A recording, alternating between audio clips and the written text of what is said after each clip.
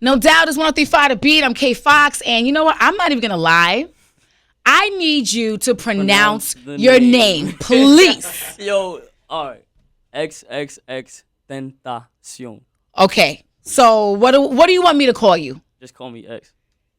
X or Young Dagger Dick. You want me to call you Young Dagger Young Dick? Dagger Dick. You want me to say and call you Young Dagger Dick? Young Dagger Dick. I don't think I'm going to do that. I will call you X. What does that mean? Young Dagger Dick or X? I could imagine what Young Dagger Dick means. X. All right, so XXXTentacion means unknown temptation. As far as the X, the significance of the X, for some time the X was the only unknown numeral to me. So it was it played as like it's like being John like John Doe. You get what I'm saying? John Doe stands for unknown. So okay, X is the variable, like the wild card. As in unknown. So temptation is tentacion is temptation in Latin. So I actually just pushed the two together in unknown temptation because I feel as if that's what my life revolves around. But why 3 X's? I don't really know, and to be honest, like it just came to me, I guess. Okay, and where did you think of this name? Like you just said. I was in boot camp, and I used to jack off a lot. Bro, I'm talking about I was watching blue movie after blue movie, and like, nigga, my grandma wouldn't let me use the bathroom no more. Wow. So you were getting off in your grandma's house? In my grandma's bathroom. Oh my God! And that's what grandma. Grandma, do you know this? Oh my goodness, my Lord! So you come up with this name. I'm gonna call you X, but it's XXX Tentacion. Are you? Do you have? Are you Latin or what? Are you Spanish? What's your background? I'm actually there's a bit of confusion because I've gotten from my great grandmother that I'm Egyptian, but there's a switch. I'm actually Syrian, so I'm Jamaican, Syrian. There's a hint of Indian, and then like Italian. Like I'm a mutt. You know what you should do? I actually did Ancestry, you know, the DNA. You can, and then you just kind of spit in a vial thing, you send it back, and then they break it down for you what you are. Work? Yeah, it works. I know what I am. I thought, last time I went on Ancestry, it was like a family tree. I tried to mess No, don't do the family. You just want to know who you are. What's your own personal DNA makeup. You can come back with like the whole culture. Yep, they email you your results back. Scary. Why is it scary? I think it's interesting. I don't want them knowing that much about it, nigga. I'm good off that. But you knowing that about you. So this is a big moment for you. You're literally just getting out of jail. Yeah, literally probably 2 days ago. Okay. I've just been quiet.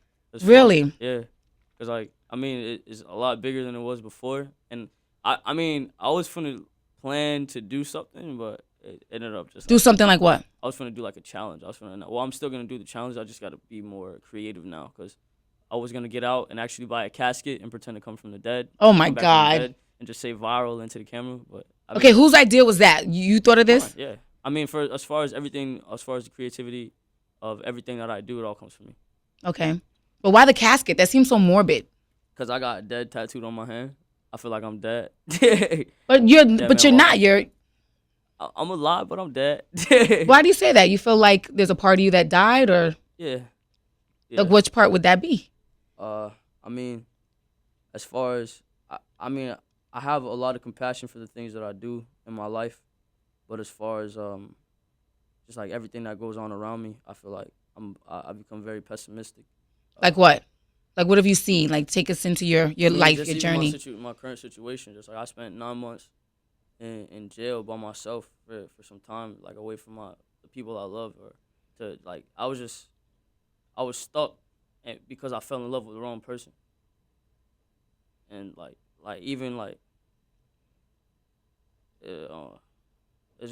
was a fucked up situation. I fell in love with the wrong person. I tried to give them the world, and I don't want to blame it on the career. It may just be that I'm stupid as a person. It may just be to my negligence or karma catching up to me. But just due to the fact that obviously I must not have been enough, a lot of shit took place. So it was a explosive relationship, and definitely. So is that why you were in jail, or did it have anything to do with why you got locked up, Initially, the charges that were pending against me, they're not true. The fucked up part is it's not true. I'm on probation for it, so I can't say too much because they could violate me whenever they want, and I don't want to go to prison.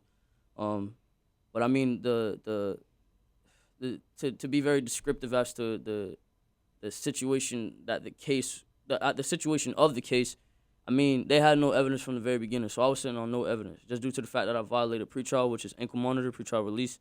it made everything 10 times harder for me. And my ex knew that, and she fucked me over on purpose. Like, I always told her, like, yo, I can't get into no shit, you get what I'm saying, or else I might be going back for life. Because I have PBO charges.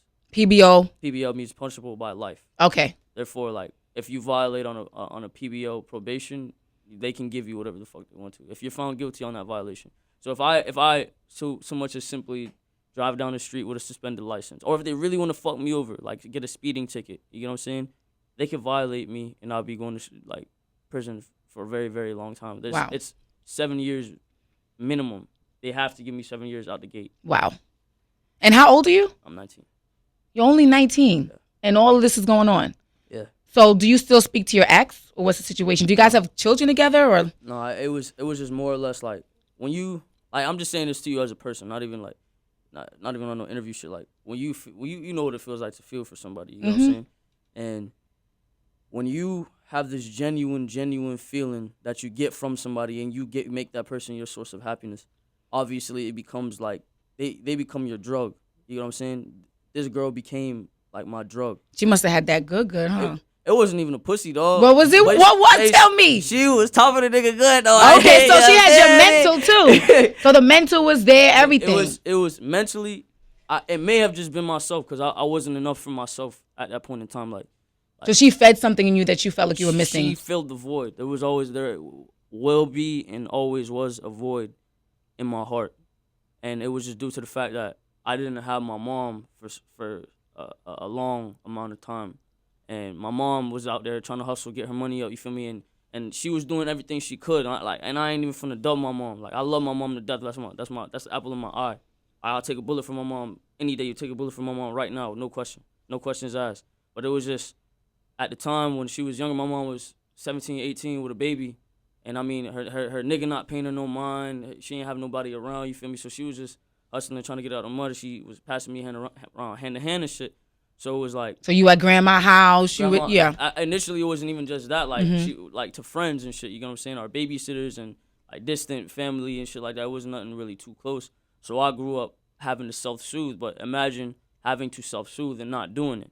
And just being, like, mentally ill from the very beginning, and just being depressed from the very beginning. And I mean this, like, and I'm saying this, like, from my heart, like, that's really what it was. Well, thank you for sharing that with me. And so now that you have all this going on, the ex is dealing with you, and you know. She's not. I just want to say that she's not. So she's bitch on fire, bitch. Okay, but so what did you go to school? Like, were you in the streets? Like, I don't want to say I was in the streets, because there's some niggas out there that really living that shit. You feel me? Like, really living that life. I'm not living that life. I mean, I'm gonna fight a nigga. I'm gonna fight a nigga. If I gotta poke you, I'm gonna poke you. I was never one to shoot at people. You know what I'm saying? Like, I'm more likely to. I'm gonna fight you, and if you small, I'm gonna throw the hands with you. If you too big, I know you're gonna whoop me. I'm gonna stab you. Oh my God, I'm keeping the blood off. If you too big, I'm gonna stab you. And that's how I was on an aggressive aspect. You know what I'm saying? But as far as like slinging dope and shit like that, I only sold like 1 bag of weed ever in my life, like 2 bags of weed ever in my life. So, but you were in school, or you just wasn't about that life? As far as school, I went to school till sophomore year. I actually went to Piper High School in Sunrise. And you're from Florida originally? Yeah, I'm from Florida. What part? The D side. Okay. Lauderhill. Hey, shouts out to my city, man. But I mean, as far as going to school, I mean, I was in school till sophomore year, and I just knew, like I said, I was already depressed, so I would go to school, go to sleep, and like wasn't really doing anything, and I felt like it wasn't mentally doing anything for me. Like you didn't feel challenged? Not even just challenged. Like, I knew it was fake. Like, even like, all right, let's like realistically, as the parents that send their kids to school, they don't even know what their children are studying. Like, for one, about the fact that they say that Christopher Columbus discovered America. The Native Americans were already here. That's clear as day. If you really do, but they can't still be teaching kids that now. They still are. No, it's not altered. No, they have not altered. Like, that can't be happening. I hope they've altered it, because it was not altered at my. Like, when I was in school, that's what they were saying to us. Wow. Christopher Columbus discovered America. Like, I mean, as far as the information they solicit, it's all They feed us bits and pieces. I mean, I could talk about that shit all day. That's the type of shit I like to talk about. So you were just kind of over it. I felt like it was stupid. Anything that did not feed my happiness or make me remotely happy, anything that took away the freedom of my mental or took away that made my thoughts conform, I found irrelevant, and I felt like it would not benefit me at all, nor has it. Everything that I've applied my mind to and that I really attracted mentally has come to me. Anything that I did not want has not worked out. So then at what point did the music come into play into your life? When I was like 15 years old, I would play with it. I was listening to all the young niggas of that generation. I was listening to Wayne. I was listening to Drake. I was listening to the whole Young Money. You feel me? When Young Money was popping, but I was weird. I used to listen to rock. That's not even weird. You know what I'm saying? I was diverse. I was mentally capable of doing stuff like that. I was listening to like the Fray, Papa Roach, like different rock bands. You know what I'm saying? I was always strange, and then I'd go from that to listening to classic. And I was weird. That's great that you know different genres and different sounds that you like, because that's what music, that's hip hop. Yeah, you know what I mean? You shouldn't just pigeonhole yourself into one thing. Yeah, I was weird with that shit. As far as like what really made me start is I never knew what I wanted to do, and I didn't want anything that took away from my freedom. I wasn't with a 9-to-5. I only done one job, and I was a sales broker because I knew how to run my mouth. Sales broker for what? Energy Solutions. What does that mean? I was a fucking electricity salesman. Oh, okay. Literally, and that lasted like. So you knocked on people's doors and what? No, not even. So they came to you? No, it was more of like we would get on the phone, call the corporate office, talk to we try and get the corporate office to switch from whoever their electrician Okay, so was. let's role play. So you're calling me. Hello, my name is Jose Onfoy from Energy Solutions. How are you doing today? I'm good. Can I help you? I'm calling from Energy Solutions because we're doing a brief survey in your area. They're saying that you are actually paying more for your electricity bill than you should be. Are you aware of that? You know, you're pretty good at this. I'm a beast. You know how to switch the roles up. Yeah, I mean. Okay. I was good at it, but like I said, anything that made me feel like a slave, I wasn't with it. Our skin color has long evolved from that. You know what I'm saying? And now it's bigger than just our skin color. That's what I want people to also see. It's an economic war right now. Not even just that. Like mentally, the slavery is not physical anymore. It's mental. Mm-hmm. As far as the New World Order has come in the shape of electronics. You know what I'm saying? Taking away your mind from what you want to apply it to. The mind is but a magnet to what you want. You know what I'm saying? The law of attraction, like all the laws of the universe. I studied all the laws of the universe. You know what I'm saying? And I fully apply that. So was there someone in your life that introduced you to that, or just something you just kind of gravitated towards? I was born with the knowing of it. It was strange. That's why I felt like I knew. Like I believe, like I'm a really weird kid. I believe in past lives and future lives. I believe in the karmic cycle. I believe you will repeat this life until you get it right. I believe until you align the karmic cycle, nothing else matters. Okay. Like astral projection and weird stuff like that. And you incorporate that in your music? Yes. To some degree, yes. Because I've heard from some people that it's a little distorted. Like the way that it's recorded is distorted. That's on purpose. Yeah. Why? It's raw. It's raw, and it don't sound like anybody else. And if it don't sound like anybody else, then it sound like me. You know what I'm saying? I ain't trying to sound like bro. Like let's keep it blood raw. Like the niggas at the top of the industry right now, everybody's trying to sound like them. Everybody, literally, every single person that jumps into music, they're like, all right, how can I sound like this? This is the sound I want. You know what I'm saying? I came out literally trying to change that. And I felt like it was the most innovative thing I could have done for my generation. I'm not going to say I'm some super mastermind, but as far as like music-wise, I feel like out of my generation or my millennial, for that matter, that I'm one of the most innovative youth to this day. So how did that come to be? So, because, you know, when you look online, they say you have a cult following. So it's kind of like, wow, a cult following. How do people just gravitate towards you? Because I love these kids. So it was the music, but do you think your rap sheet had anything to do with that, or was it simply the music? The depression is real. What is real will prosper. I always say that. That's what I live by. What is real will prosper.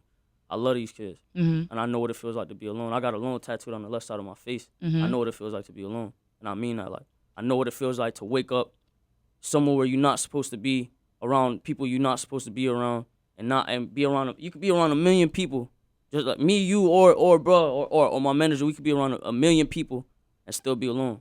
I know what that felt. I knew what that felt like, and I knew what it felt like being on the verge of wanting to end it all, but being too pussy to do it. I was too pussy to end my life, so I knew that feeling, and I wanted to comfort anybody because I found a way out through the music. No, I think that is brave to stand up and live your life. Definitely. Yeah. Definitely. I mean, it's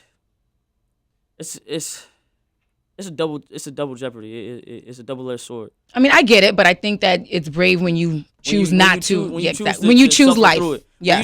Pain is everything. You know what I'm saying? If you choose to suffer through the pain, you strong. But so the music is your outlet. I want you to clarify something for me. Yeah. What's the situation between you and Drake? Do you guys have beef? Are you guys cool? Like, what's the situation? What's going on? All right, I'm gonna keep it. I was waiting on this. Talk to me. I was waiting for you at the door. Yes, me too. All right, so look, the nigga hit up. I'm like I ain't even on that snitching that shit. Keep it blood raw. Keep it blood raw. I got to, cause like I don't want nobody coming at me crazy. You feel me? Like I saw it, bro. You feel me? Like I wasn't in the wrong. Bro hit up a DJ that I fuck with. Who did? Drake. Okay. Drake hit up a DJ that I fuck with. You feel me? And bro told me, he was like, yo, the nigga Drake watched your interview. He said he fuck with you and he fuck with your partner Ski Mask. He's like, yo, he's saying he go call your manager within the next few days. Okay. So I'm amped up. Nigga, I fuck with Drake. Yeah. You feel me? Drake a genius. Yeah. You know what I'm saying? Despite me disrespecting him as a man, because I can't respect him as a man, I respect that nigga career. That's a GOAT. Okay. That's a GOAT. So you know how to differentiate the two? I know. Corporately, that nigga is the GOAT. Yeah. You know what I'm saying? And I knew what I was doing when I said what I said, and I knew how to approach him. Because I know where he can't beat me at. Okay. You get what I'm saying? So, initially, he was supposed to contact one of my managers. So, he doesn't do it. That same fucking week, bro, I go on to, well, I can't go on to it, obviously, because I'm locked up. But I'm on the Securus phone, you feel me? That's crazy. When you in jail, people checking for you, the cult following is like, yo, what's good? You still buzzing in these streets. And what were you thinking in your mind when you can't access it? Like, that must be a crazy feeling. Like I said, I was really, really, really big on being inside of my mind. Yeah. Like astral projection and meditation and things of that sort. So it was never, it was a problem because it was a problem for the reason that I wanted to be with my family and the people I love. You know what I'm saying? And I wanted to be able to express that. I wanted to be able to feed off the energy of my family. Now, as far as anything that revolved around my career, I knew it could wait. Okay, got it. I know what you feel me like. It's a difference between being an artist and being a rapper. Yeah. Some of these niggas could hop on the radio and be gone the next day. Yeah. You know what I'm saying? And they could try and be on the top, but they can't maintain it. I can maintain. Just like DJ Khaled said, you feel me? Mm-hmm. He made for this shit. I'm made for this shit. So you in jail, he's supposed to contact your manager, and then what happened? He dropped the fucking video previewing that shit in Amsterdam with some nigga from the UK. You know what I'm saying? He dropped the video. I was talking to my girl at the time, not the same bitch that got me arrested, a different girl. Okay. I was talking to her at the time, and she was like, yo, fuck that. It was my dog, Chris. I was on the phone with my dog, Chris. He was like, yo, you gotta listen to this shit. This nigga Drake a fuck nigga. That's exactly what he said. He's like, this nigga Drake a fuck nigga. You gotta listen to this shit. So he plays this shit. I hear da-da-da-da-da-da. I'm like, what the fuck? As soon as it started, like I knew what he was getting at. And the funny thing is, we didn't discover it. Like you said, the fans, because they're so cold, like it's like, I got a piece of the internet, you feel me? So they were saying that Drake was biting your style. That's what the fans were saying. Yeah. Flow, hell yeah, bro. You could take his verse, like they did a mashup.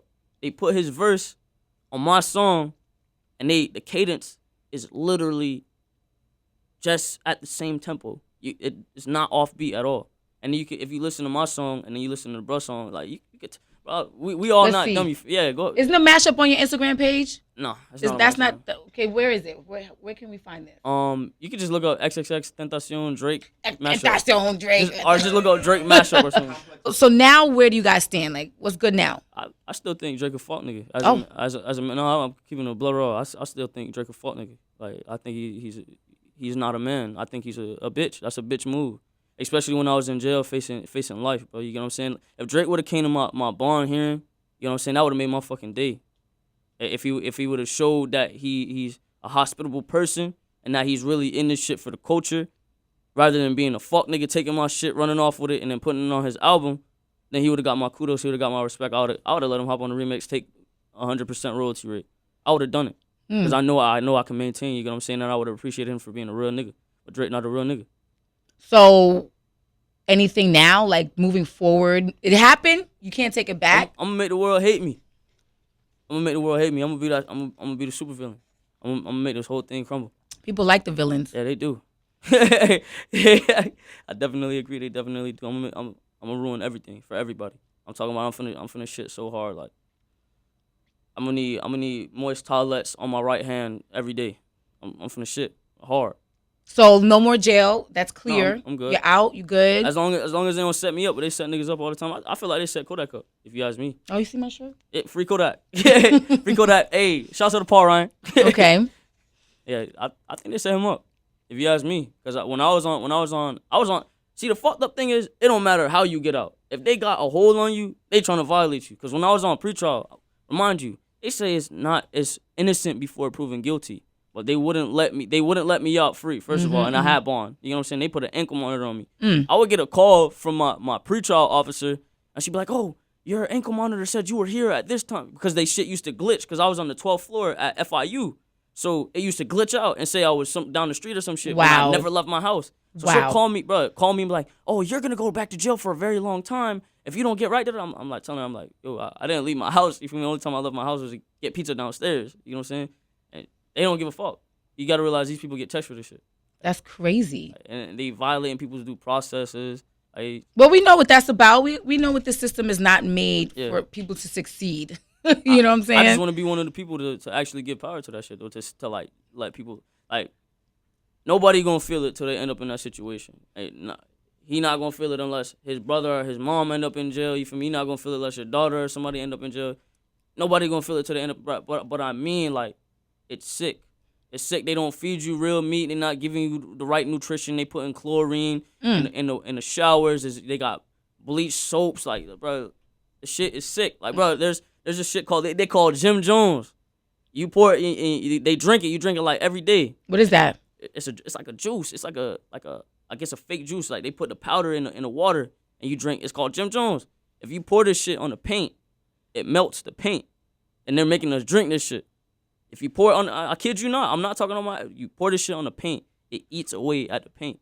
Well, I heard that they were giving soldiers something like that to suppress their sexual appetite. Yo, that's funny because I was going to say that, but I was just trying to dive into it. That's what they said, but it was a rumor. They're like, oh, if you drink Jim Jones, your dick can't stand up. You feel me? But I wasn't trying to. They giving y'all Jim Jones, yo. I wasn't drinking that shit. I'm waterified. You feel me? I'm drinking water. Damn. Whoa. Well, we've kind of been everywhere. So what's next with the music? I got an album coming out called 17, a mixtape called I Need Jesus, the mixtape, and then one more called Revenge. And I mean, as far as myself as a artist, I want to be able to break all barriers. And I mean, as far as for the underground, I'm giving independent artists opportunities to actually shine. Like, I mean, I repost people's shit on my SoundCloud for like the cheap. Like, I'll charge them like $200. You feel me? $200, $300. I'll repost your shit on my shit for a whole day, and you blow up, you get like 12,000 within a day. You know what I'm saying? 12,000, 13,000. So I'm doing that for people to take the power away from the industry and give it to the individual. And if music is your calling, you'll see it, because then people will naturally gravitate towards you. So I'm trying to do that. I mean, I'm trying to give back to everybody, because when me and my mom ain't have it, you feel me? We was never like dead broke, but when we ain't have it, I knew what it felt like to be hungry. You feel me? So I'm trying to like, I think I actually got the idea from, it was either you guys or another station, but it was definitely us. All right, what? My fault.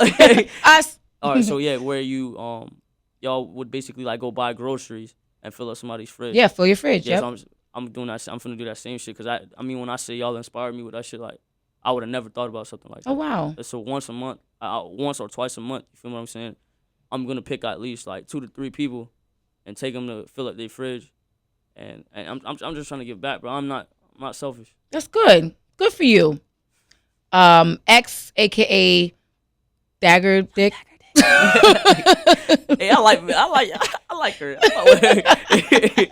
Well, let's talk. Since we talked about how you got the X name, talk to me about Dagger Dick then. I'll give you that platform. All right. This is for the ladies. So I go at least like a good like 8 or 9, but I have no girth like at all. Oh my God. Like I got like a ET dick. Like it's like ET finger. Like it's like super skinny but long, so I can fuck your walls up. You feel me? Like poke them, but it's no friction in there. Oh my God. I'm not even gonna lie. Lord have mercy. A player don't lie, so I'm gonna keep it blood raw. Okay, so you got the length but not the girth. I got the length with no girth. Okay. But everything else, the tongue game is okay. I'm out with you. I'm just saying, ladies want to know. Listen, ask the questions ladies want to know. I like to please a woman more than I like to be pleased myself. I'm a pleaser rather than. You're 19, so that's a good start. I'm very good start, young man. I've only had sex with one girl and not made her come. Only one. Wait, what'd you say? I've only had sex with one woman and not made her. In your life? Yeah. Well, and not made her. Oh, and not. I thought you meant. I don't hit at least like a good. Oh no, we don't need to know the count. I can't count them on my hands. No, we don't need to know the count. But okay, all right. So that's a note for you guys. Yeah. For the future. Okay.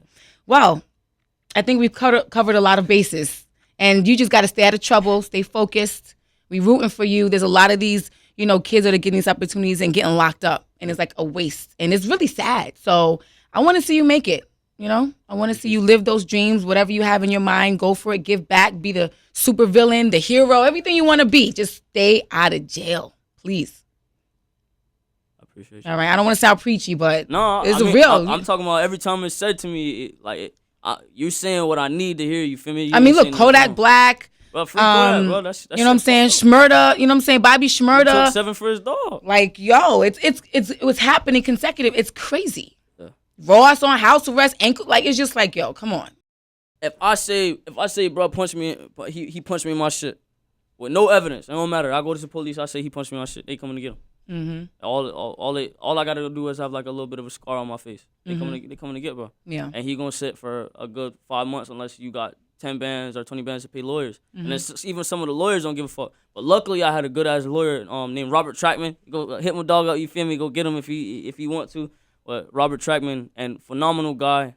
He's actually going through, my condolences to him. He's going through something right now. Phenomenal guy, helped me out, you know what I'm saying? Because I had another lawyer on my case for like 7 months, like 7 months. And bro was just sitting, you feel me? He wasn't trying to help me. Mm-hmm. So Trackman came out of nowhere, you feel me? Because thank God for my manager. He came out, helped me, got me out on probation. Even though I was, you feel me? I'm not guilty, but I wanted to get out. I wanted to be with my mom, help my mom out. You feel me? So I took the plea, and even when you take the plea, that's even a setup because that follows you for life. That's the setup right there. I got withheld justification though, so okay. I'm not even a convicted felon. Okay, yeah. Well, good for you. If I fuck up, I am though. Okay, well, don't fuck up. Don't do that. I'll try. Thank you, XXXTentacion. Just call me Young Dag. Did I do that right? Yeah. But I'm gonna call you X. The ladies can call you something. The younger ladies can call you something else. I don't know about the other thing, but thank you for coming through and being so vulnerable and open. And in all honesty, the honor is all mine. This is amazing. This is a great opportunity, and I'm very grateful to even be in your presence as well as his, and just to be able to even do this. It's not a lot of niggas that make it out the hood. It's not a lot of people that even get to live out their dreams. So I'm definitely, and I'm saying this again from me to you. I'm definitely very, very, very thankful. You're welcome. Shout out to 103 The Beat. Shout out to Revenge. Fuck Drake. Then we're gonna get the interview is gonna live online. Shout out to my mom. Shout out to Robert Trackman. And thank you to everybody that supported me throughout this experience. 33. I am out of jail.